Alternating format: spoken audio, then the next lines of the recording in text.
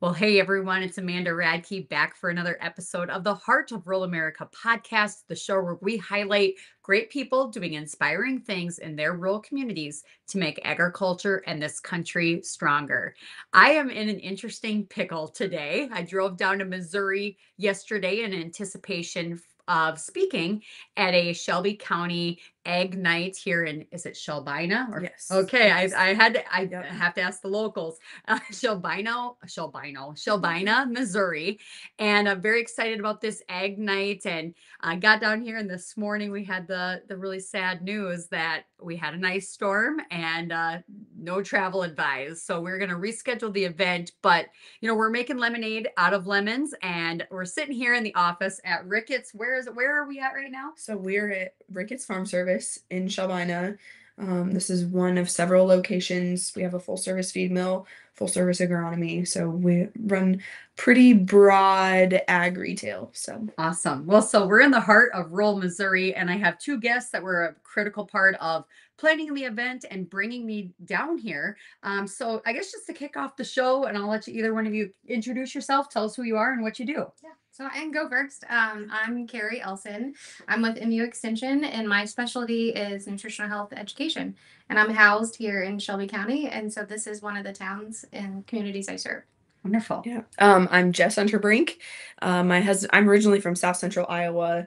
My husband and I just have a small cow-calf operation to the county south of here, and I work here at Ricketts full-time as a livestock consultant. So Wonderful. Well, so we slid into the office here, literally on ice, and I thought, well, before I try to make the trek back home to South Dakota, I wanted to take a moment. First of all, can you maybe tell me about the event, what you have planned? And I know we have a new date, so I want to make sure everybody knows when the date is and when they could plan to be here for the new event. Yes, so this is breaking news that it's postponed officially, and I've got people calling my phone right now and texting, asking me this. So it is postponed for February 19th. Doors will open at the South Shelby R4 schools at 5, and then the food will start at 5:30, and it lasts till 8 p.m. So, yeah. So anybody can come? Yes. Anyway, Yes. okay. I actually had gotten a text before this from a guy. I think he's a little bit farther down the road, but he said, "Hey Amanda, are you bringing your A game? Because then I'll come." And I was like, "Yes." So the message is, I will come down again, and we will bring our A game, and it will be a great night celebrating agriculture, talking about multi-generational family farms and the dynamics of working with siblings and parents, grandparents, in-laws, and how it's a blessing, but often we have to navigate some of those difficult conversations and moments, work through them, and really have a goal of building a legacy, building a business, and enjoying each other along the way and the journey. So tell me a little bit more about the sponsors, who helped to bring this event together, and kind of all the moving parts to Yeah. the event. yeah. Go Go ahead. ahead. Oh, Yeah, go ahead. you Go can- ahead. Yeah. So I have a list of sponsors. I wanted to make sure I didn't Wonderful. miss Listen. anyone that was going to happen. I hope contribute to it. So Shelter Insurance, Shelbina. We've got the Mark Twain Rural Telephone Communications, On Target Ag, Tim's Home Center, Macon Electric Foundation, and Macon Electric Co-op. We've got Mike Fowey's Insurance Agency, State Farm, and we've got Crown Power of Macon, Missouri, Mesmer's Fertilizer, 12D Construction. We've got 12D Toolboxes, Big Ed's Tire and Service, the Shelby County Commissioners, Neighbors Bake, TP&B. We've got BASF. We've got Farmers Mutual Fire Insurance. We've got FCS. We've got Sheraton Valley, Simpson Building Supply, Shelby County Implement, Seidenstrickers, Beck Seed, Ricketts Farm Service, Missouri Beef Checkoff. We've got Nutrient Ag Solutions, Shelby County Farm Bureau. It does keep going. It does. Wow. Amanda's Hair Design. We've got Bethel Fest Hall, Tractor Supply, Shelby County Extension, Clear Creek Paws and Claws. We've got Paris Pharmacy, Angels, Joyce's Embroidery, MFA, the Art Department, and Benton. Shelby County Mercantile, the Vortex Seed, and making sure I don't miss anything. And the last one is Exchange Bank of Northeast Missouri is providing the food for the event. So Wow. No wonder you needed your notes for that, by the way. Well, we want to just sincerely thank all of these sponsors and partners for making this event possible. And as you're rattling off this list, I just couldn't help but think this is what the heart of rural America is all about. It's good people, entrepreneurs, business owners, companies, groups, associations coming together to say we want to invest and pour into a community. We want to create an event that really celebrates the people that make up this country and our agricultural community. And I guess my next question would be, how long has this event been going, and what was kind of the original intent behind this? yeah, so the intent of this event was to bring education to farmers that farm anything in agriculture and bring it to them. And anyone family friendly, anyone could come. And so that was the intent, is to bring this. So years past, I'd say back in 2007, they did ag nights and they were yearly, but then it phased out. So Extension was approached through the commissioners Okay. in the local Shelby County that they wanted to bring this back for farmers to help with that. And so this is our second annual from the beginning. So we didn't want to do an every year event. So we just wanted to do it every other year. So this happened in 2023. Okay. And so this is the same type of event. So every 2 years, one, sponsors donating money every year is kind of burdensome too. So we wanted to make sure that the sponsors had that and there was enough change in the agriculture means to get to the community members. Okay.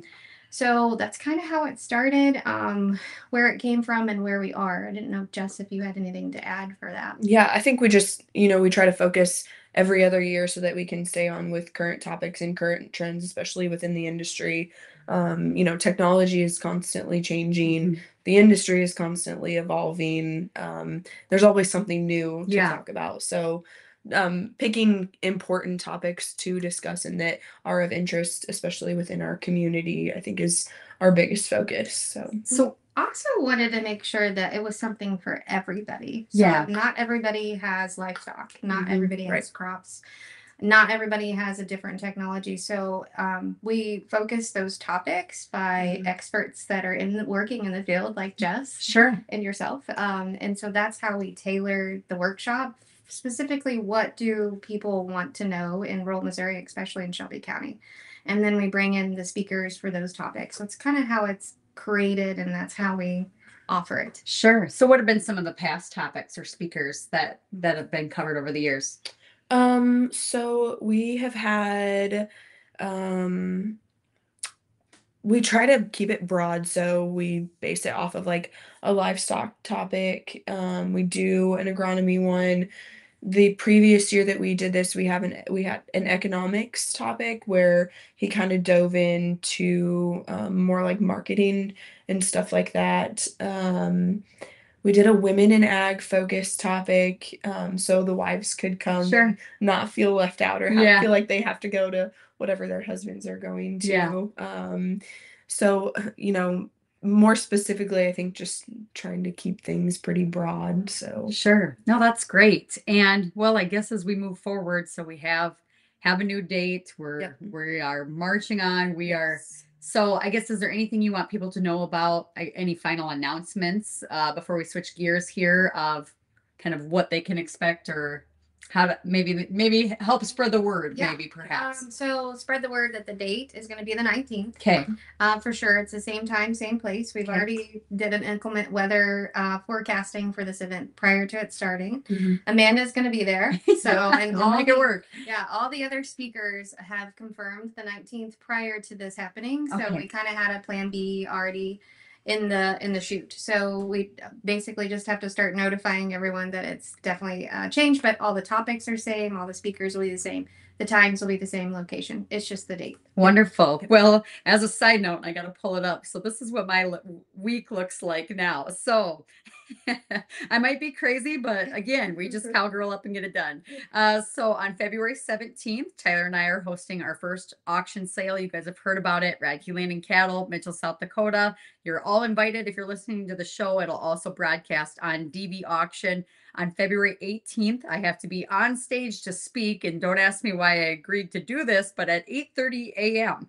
The next day in Wisconsin Dells. The 19th, we'll be back down here, get home for a couple days. I'll be heading to Sheldon, Iowa for the Cooperative Farmers Elevator event. And then we'll round out the week with a Farmers Union Co-op event in Millette, South Dakota on the 22nd. So that's what's on the forecast here for that upcoming week. Hope to see you on the Dusty Trail. Chances are I will see a lot of you that week if I'm still standing. And I guess we'll sleep. We'll sleep in April, but Yeah.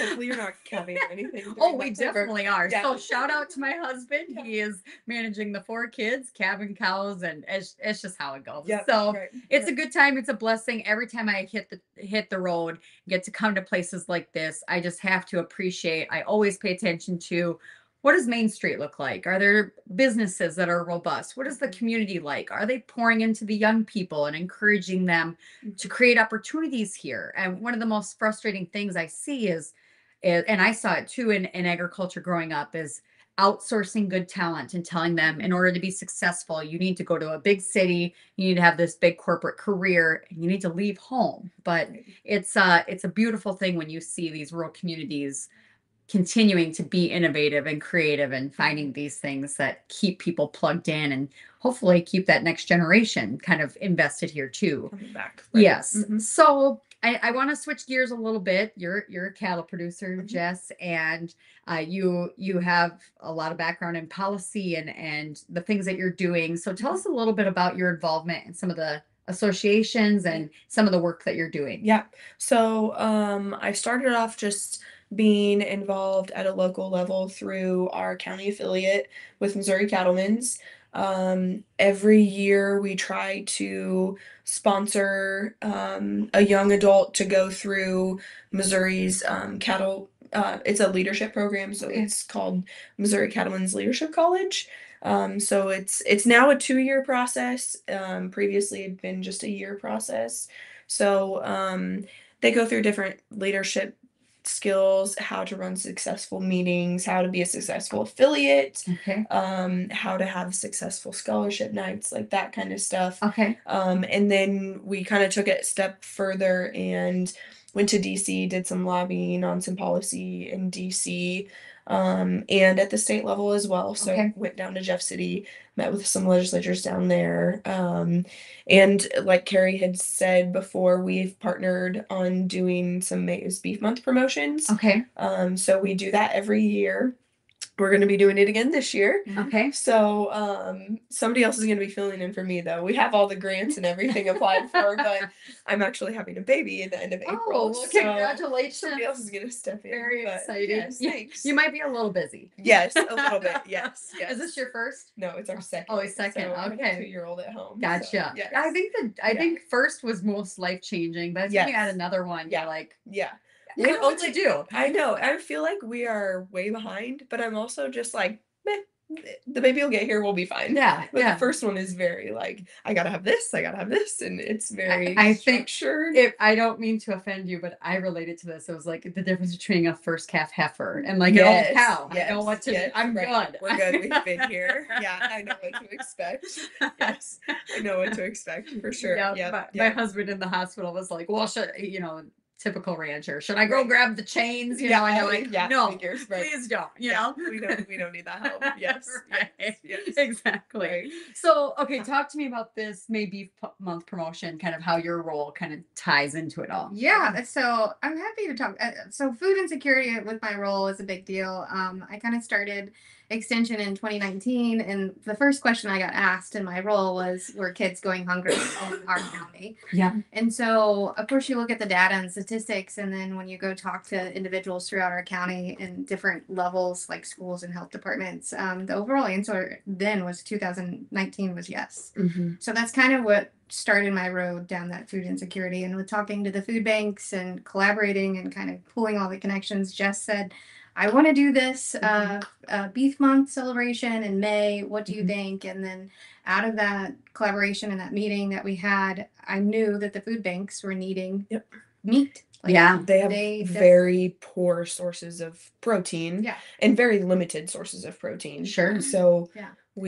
last year we donated almost 750 pounds of ground beef to 4 different food banks between Amazing. Monroe and Shelby County. Yeah. So that the Cattlemen's organization serves both counties. Yep. Okay. And that number, you said 750, but 708 is the number of households both food banks actually serve. So Mhm. each household served, they got a pound of beef, Mhm. which was amazing too. Yeah. And not only that, but some of the beef came from a local producer. Yes. Wonderful. Walmart. Yes. So- Wonderful. Yep. What was the farm? Hopewell Farms. Okay. Mhm. Wonderful. Yep. And then we also were able to apply for grants, and grants have mainly funded this program. So whether it be through NBIC or different educational grants, we were able to also collect money to donate snacks during state testing for every 3rd grader in the county. Yeah. That's such a good idea. So a lot of times parents are asked to help provide snacks Yeah. during testing.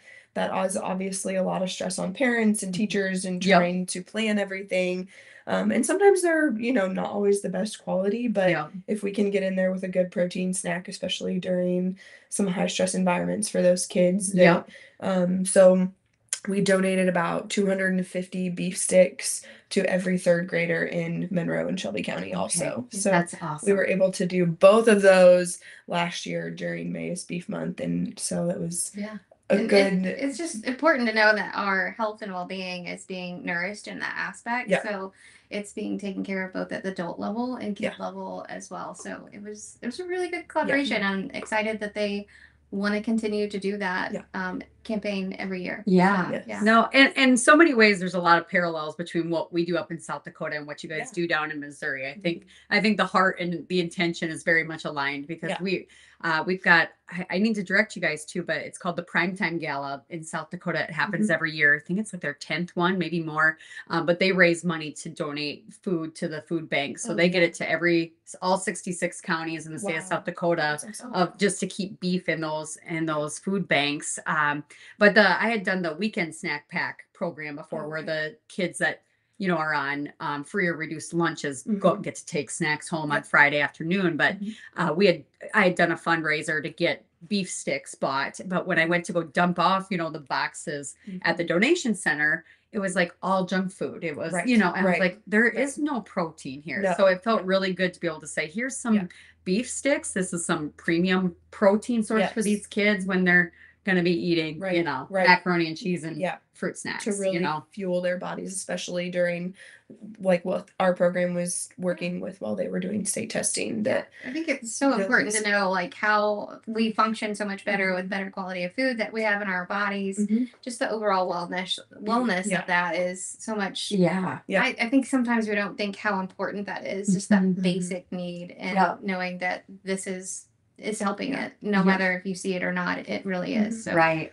And I think sometimes too there can be a misconception on beef and the quality and kind of even red meat in general. Right. So in just like educating parents and kids and even people that are utilizing the food pantries, the importance of lean beef and how that can also help fuel your body. And you're still giving yourself good sources of protein. Yeah. Well, obviously I'm a beef producer, so I'm passionate about beef in my diet, but that's, for many years, I just started studying like school lunch program policies. And when Mayor Bill de Blasio in New York City he created not only meatless Mondays, but 2 days a week. It was plant-based only.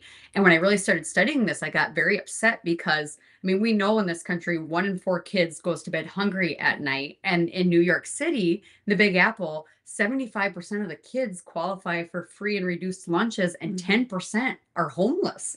And so here's this politician talking about climate change, and that was the reason to take meat off the plate. And yet he's saying, putting that burden on the backs of kids where that might be their only decent meal in a day. So it's just interesting to see how political ramifications can play a role and really hurt kids, I think. And it's like, so it's great to see beef producers and the agriculture community kind of say, no, can't really necessarily control what politicians do all the time, but we can be the solution ourselves. And so I commend you both for that. And while we're talking policy a little bit, so tell me about going to DC and going to the state capitol and kind of, Yeah.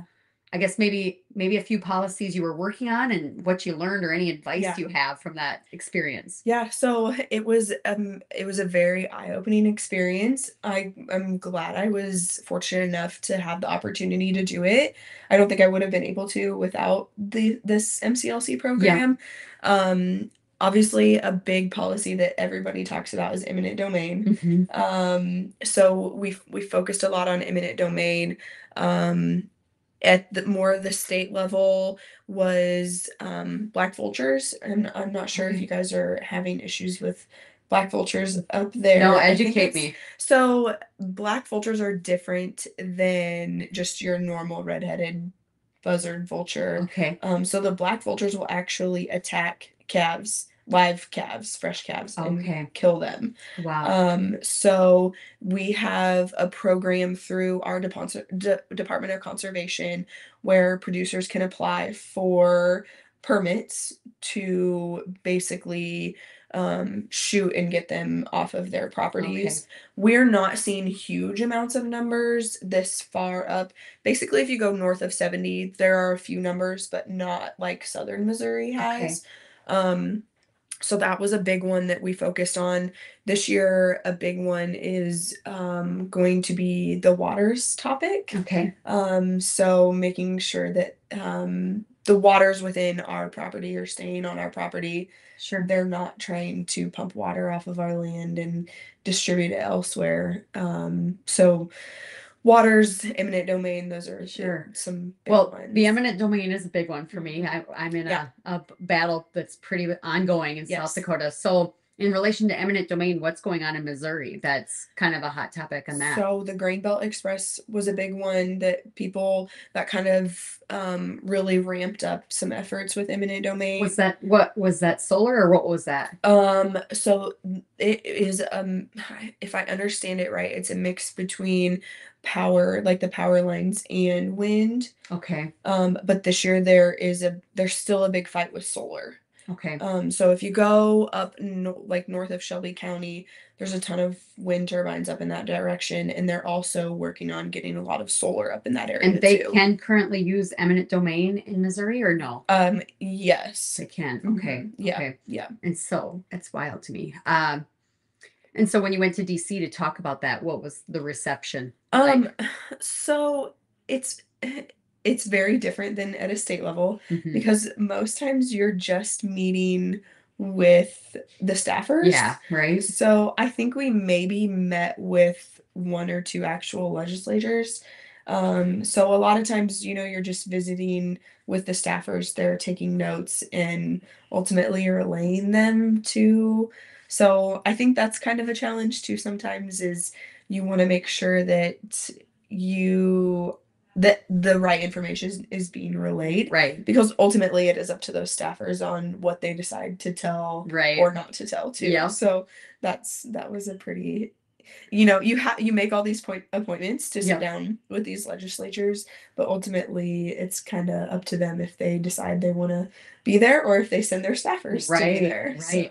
So is there any movement on eminent domain reform on a state level then here in Missouri? Yeah, I think and I guess I would have to double check. I feel like I may be telling you wrong on the eminent domain because we were working a lot with some of the other state representatives specifically on protecting it. So I may be telling you wrong on that. So don't quote me. I can do some updates in the show notes Yeah. too to clarify Right, where yeah. Missouri is at. But Yes. it's interesting because like my fight is on a privately owned, out of state, foreign backed carbon pipeline company that wants to sequester carbon in a wasteland in North Dakota and 700 miles of impact. And they've already immensely abused eminent domain. They condemned 160 landowners. And so these people for 3.5 years have basically had their lives put on hold by a company that's it has no public use. And so it's a very distinct project that is much different than I feel like something that's say useful by everybody, electric, water, Right. things that utility that everybody can plug into. So this is really a private company trying to get rich and trying to take land where they're not welcome. And so it's been ongoing, but I guess the things I've learned in this process is it really starts at a local level. So Right. we've been really successful in South Dakota so far because the landowners just got together, neighbors got together, we meet and talk all the time. And, we worked on primarying the bad guys. What I would say the bad guys are the ones that really are for kind of this hostile takeover of the land.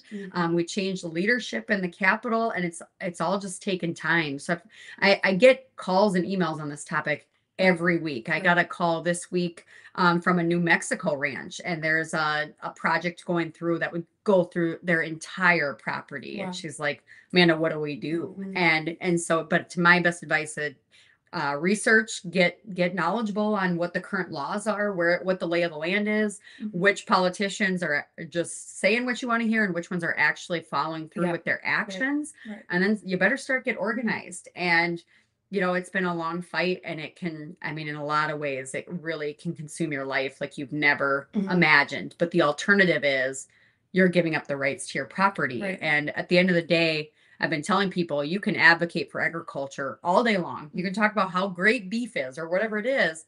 But if you don't control the land beneath your feet, the family farm is dead. It's done. And so, I heard that. And I was like, okay, I feel your pain if that's what you're having to fight for, because again, it's the same playbook every state in the country. And I think just making sure like you have the right people in your corner too. Like you said, figuring out who is actually getting stuff done and who is just saying they're getting stuff done. Yeah. So, just making sure that you have the right people advocating for what you're doing. Yep. Well, and you start researching too, some of these politicians, where is their donations coming from? Right. And then you're like, oh, it doesn't matter what I say. They're beholden to this company. So that's how they're going to vote. And then that becomes very, very eye-opening. But I do tell people too, no one is going to fight harder for you and your family farm than you. So I think there is this tendency where we think, well, I pay a membership dues.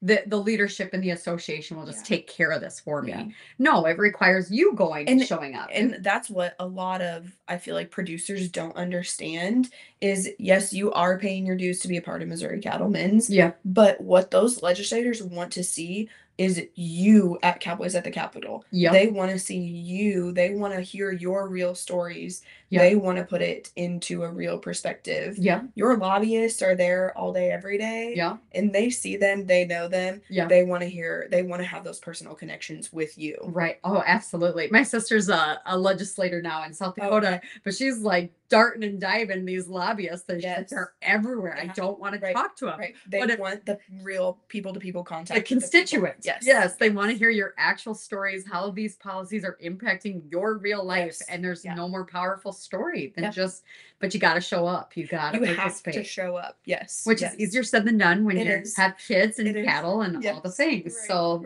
I get it. Yes. So, we only have 5 minutes left in the show. I guess let's talk a little bit. I guess the door is open. What do you guys want to talk about? What's going on in Shelby County, Missouri that people should know about right now? Oh, I don't know, Jess, do you have a... Well, that was very wide open, I realized. Besides that, we're all sad that this event got canceled. Yeah, the weather's not great. It's Missouri. So I feel like the month of February, there's a lot of organizations that are going to start fundraising for scholarships. Yes. For seniors, and Jess has a part of that too with the Cattlemen's organization. Yeah. There's other entities that do that in supporting our seniors and going on in their futures and careers. You talked about that a little bit. There's constantly food banks go on every month.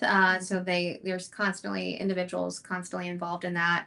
The commissioners, there's several, the new jail that is being slowly put up. So they've got that on their plate. Okay. And trying to, funding is always an issue with bridges. I feel like that the commissioners share with us, but just trying to make sure whatever, for me, for extension, is what needs are needing in the community is being met. So the Ag Night for me is what's going on for my particular area, but around is I've got other events that I plan, which is just had a meeting this week about the gift of aging. So that's more of the older adults as they age, kind of educating them about their health educating about the finances or recommendations, scanning, that kind of thing. So that's kind of the stuff that I'm looking at and looking forward and doing some leader and mentor type of training and initiatives that I do from my end. So yeah, Jess. Yeah, I mean, you mentioned the scholarship night that our county affiliate does. We host a youth engagement night. Okay. So that is our big event where we raise scholarship money for all of the applicants who choose to apply for our scholarship. We bring in an outside vendor who we call them the mouse races. Okay. So he brings, they're actually like little gerbils, but you bet on them and they race, and All right. it's a fun night. A lot of people have a good time. Usually we have around 500 people in attendance. And, Okay. recognize to move the location every year Yeah. because it keeps growing. We're at like max capacity of where we can even hold this thing, so we are at our final destination of where we can have this many people and this much stuff going on. And so it's a great event. It's March 22nd, so Okay. tickets are available, tables are available, and you know, same thing, sponsors are always great. And like you mentioned, we always have a good turnout with sponsors and people that support our community and support youth in our community. So Wonderful. Yeah.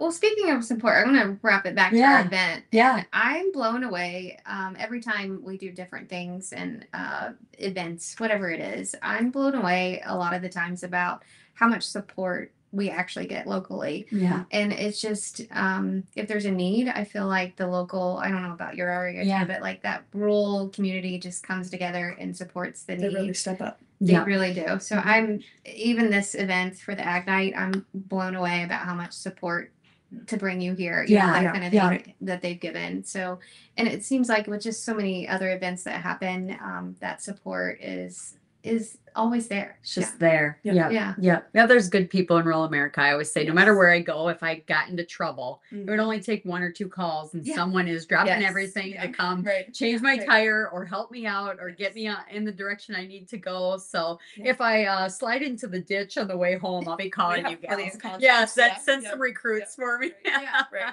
So final thing before we wrap, tell me where folks can follow your pages for the event, where they can see updates, and how they can register for the February 19th event. Yeah. So the event's on the Shelby County Extension webpage. It's on Facebook.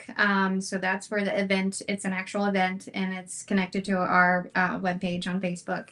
And they can still register. So that's something after I get done that will extend the registration. Yes. Because it ended today, but we'll extend it. And there's a QR code attached with the flyer, and then that will still be active.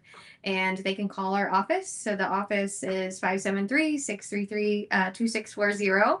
And so to register that way too as well. So QR code, register online. There's a link that you can do as well. Wonderful. Well, thank you guys both for sitting down with me, and you're still smiling despite the not so great news. I know how hard it is to plan an event, and then when things kind of go south, you got to pivot really fast. And I was telling the girls too, I'm like, I don't think I've ever, knock on wood, I don't think I've really had a weather cancellation before, but I did have, you know, a whole year of cancellations during COVID. So I guess this is how it goes. It's winter in the middle of America. This is how it rolls. But I will say I did have to chuckle as I came in yesterday and I stopped at the gas station. There was a few locals that were like, "Burr, it's so cold," and I'm like, "This is nothing. It's like t-shirt weather for me." I'm so happy. We're used to, like, the past couple days have been in the 60s. Oh, really? So it dropped. Oh, so this is hit, and that's kind of how it was for us too. It was very nice calving until it wasn't anymore, and now it's very bitter cold. So anyway, thank you guys so much for the chat. We will see you down here again on February 19th. I'm Amanda Radke from the very slippery Shelby County, Missouri. Until next time, we will see you on the Dusty Trail. Thank you.